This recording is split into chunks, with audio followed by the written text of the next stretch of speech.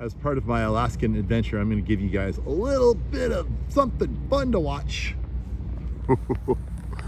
Oh, this is the coolest thing I've ever seen. I've seen a lot of cool things. This is one of the cooler things I've seen in my life. This is like right next to the airport in Anchorage that lands on asphalt with the big jets.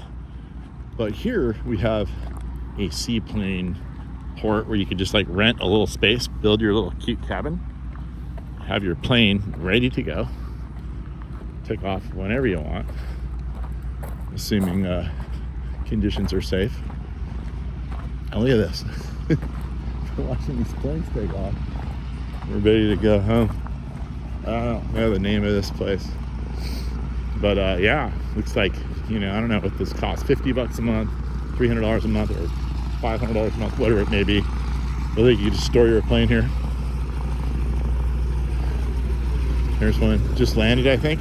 Oh no, maybe he's getting ready to take off. Let's get a better view. Look at these. So the reason these planes are so old, it's kind of like the McDonald's coffee syndrome.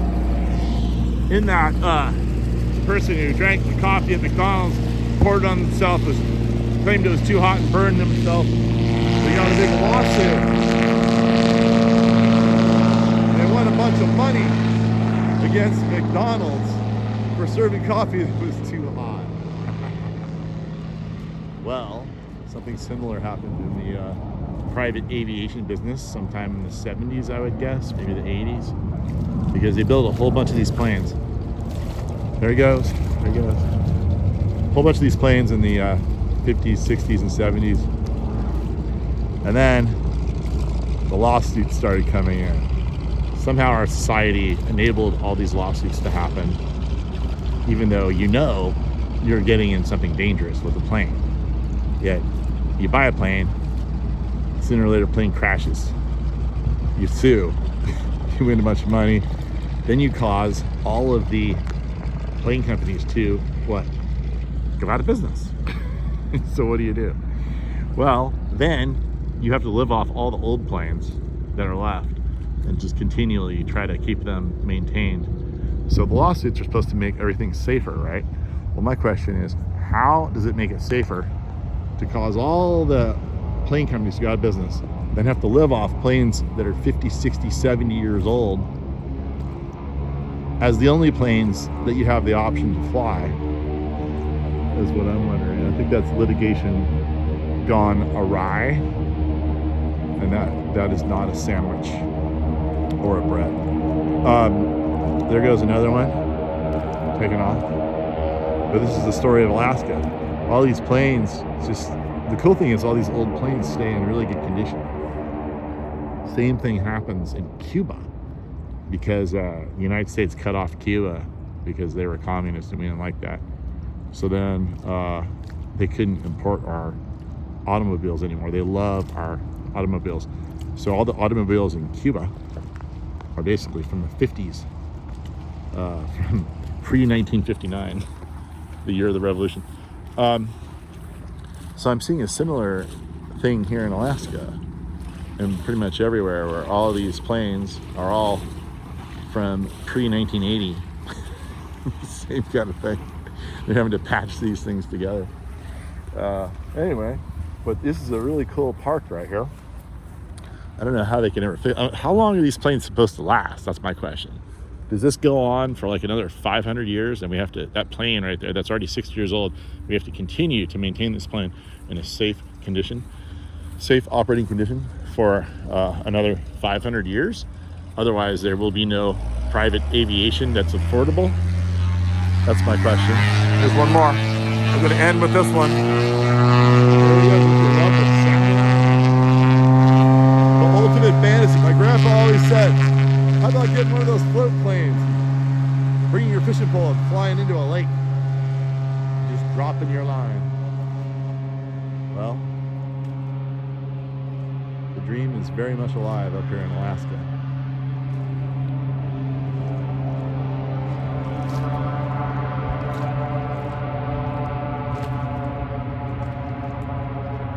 This video is dedicated to my grandpa, the late Charles Edgar drag.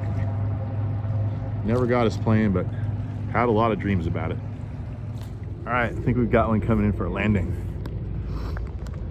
Not the best vantage point, but it's better than no vantage point. See how you do it. See how they do it. Here it comes. Beautiful yellow and blue. Cal Bears, go Cal Bears.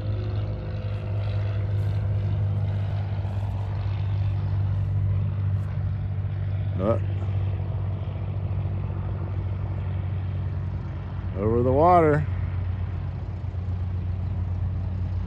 And just like a duck. Oh, out of sight.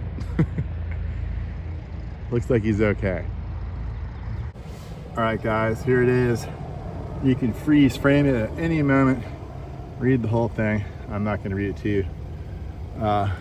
This is the busiest seaport in the entire world. There it is, we're walking around it. How cool is this? Most importantly, try to stay away from the prop and clean up your dog poop. And there's the whole sign.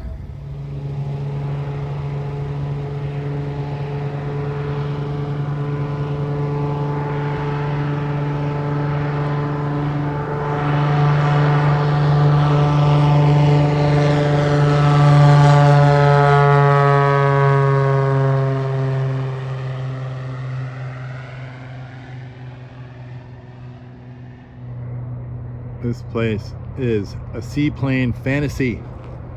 Look at this. Look at this old red one here. Look at all these planes.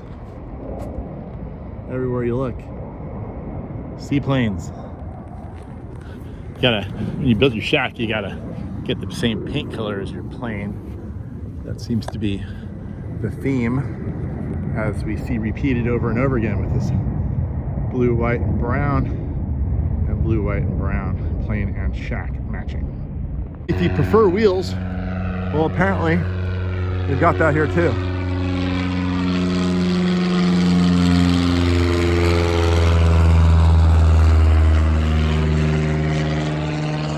If you can't decide whether you are a wheel guy, like that guy, or a pontoon guy, like these guys, well, just pull your pontoons off and put your wheels on. And then you can do both. Not sure how hard that is, but oh, and it's for sale. The boys are interested. They are interested. This one's going to be a bush pilot, he said. How much? $245,000. Is that really cheap because it's experimental? 200. Only $245,000, people. I wonder if that includes the helmet. I would hope so. You might need it if it's experimental. Really important to have a snowplow up here in Alaska. You could rig that up on the front of your truck. Get all the snow out of the way for your plane when you want to take off when it's bad weather. Probably want to get four-wheel drive like this one here. I'm seeing a lot of these trucks are Ram trucks. That's Dodge makes those. Here's a real nice one, probably from the 90s. It looks like beautiful red, classic truck. It's got the nice rack in the back. It's looking pretty sharp. Here's a more classic version over here. This one looks like it's probably from the 80s. And it's a beautiful patina yellow truck. And it is a 350 Power Ram. Some nice chrome elements on it. And wait a minute. There's something missing. What's going on? This thing a bench. It's got the keys in it. Keys are ready to go right there. Should we take it for a joyride? What's going on with this thing? Looks operational. Okay, I get it. That is a forklift, custom made forklift to pull the planes out of the water, operated by the hydraulics. Yeah, I think that's it. So, you know, there's a truck for every purpose up here, and best to have each and every one of them. One of the more important things with these planes is you never know when you're going, what you're going to encounter out there. Best to always have your rifle with you, and you can always mount it right under the wing. And I suppose you could put some wiring into the plane just in case you need to, shoot it when you're actually airborne. You never know what you're gonna encounter out there. Okay, everybody, it turns out I'm in Lake Hood, Alaska. And I've got a local who could tell me not only about that sign, but what's going on here. What's your name? Bill Floyd. Okay, Bill This Floyd. is Lake Hood Inn, Okay. and I built it in 2000, Uh-huh. 2002. Right here. And my plane's parked in the lake right on the other side of the building, but we're talking about art and that sign there. Yeah. And my girlfriend, Gail, she cut out the prop and the Lake Hood Inn words, and then she buffed up a piece of aluminum and stuck behind there. So she did a real good job out of a scrap piece of steel. The steel I got when my sister wanted a metal sculpture snowman.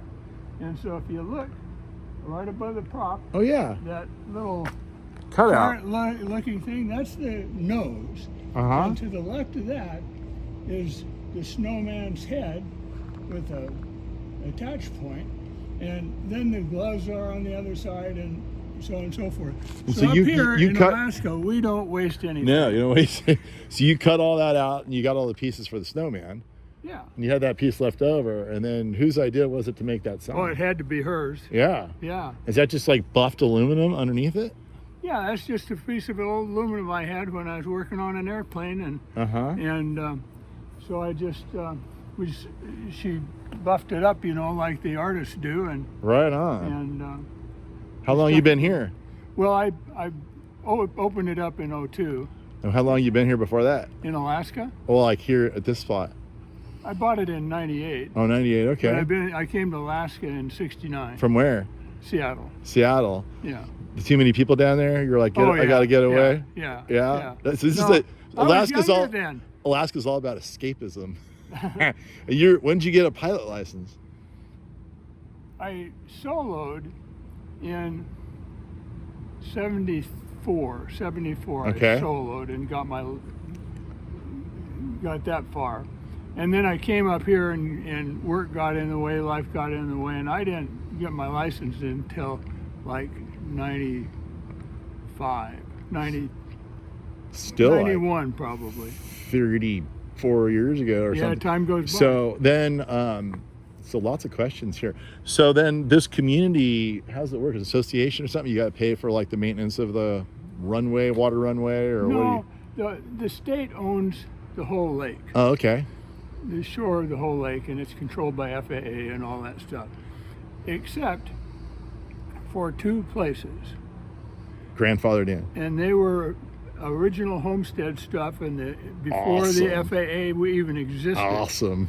And that's this lot and that vacant lot over there where I keep my junk. Oh, you got the only spot. two. You're the man. Yeah. You're the homestead man. Even those guys, they don't own the lake, and these guys, they don't own the lake, but we're all a happy family. All right. So then you got your license in early '90s. When did you get your first plane? About a year before that, or a year and a Uh-huh. half before that, What it cost you? $10,000. Did it run, or did you have to No. do a bunch of work to it?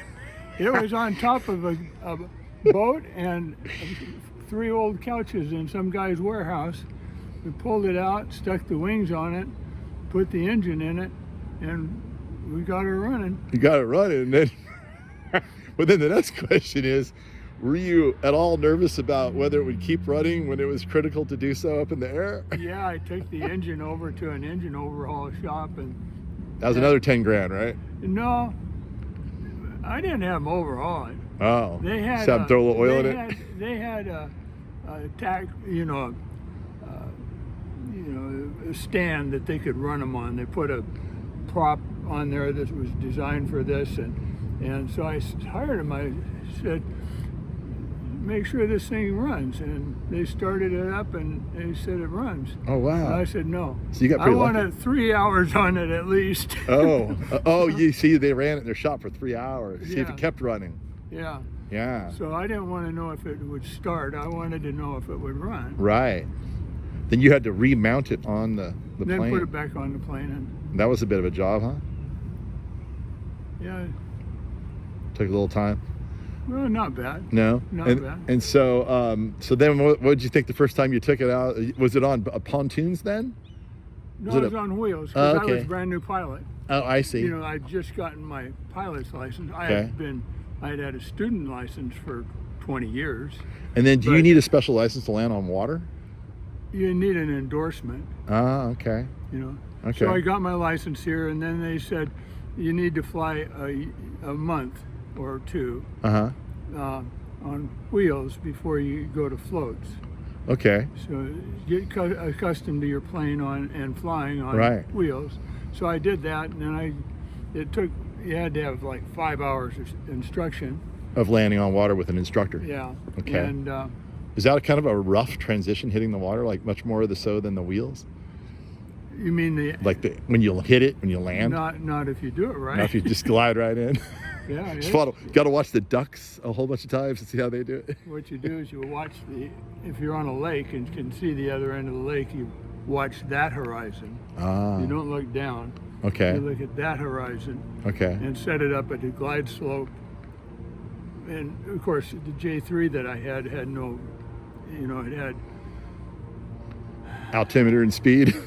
That's it. yeah Engine oil pressure. The attitude indicator was a string with a nut on it Oh. from the compass, and the fuel gauge. The fuel was in the cowl, Okay. and just one tank, and it had a cork float in it, piece of copper tube welded through the gas cap, and this rod came up from the float and stuck out through that. Okay. And then this is high tech. It had a bend in it, which gave you 30 minutes. When that hit that pipe, you had 30 minutes of fuel. Fuel. Oh my And it gosh. was accurate. That's pretty cool. And so you fill it up, put the cap on, and then Watch the it go wire, down. Wire stays up like that. Uh-huh. And yeah, you probably want. Well, it's, you. That's better than legally, electronic. You get a false reading with electronic. I mean, physical You could. gauge is kind of good. Yeah.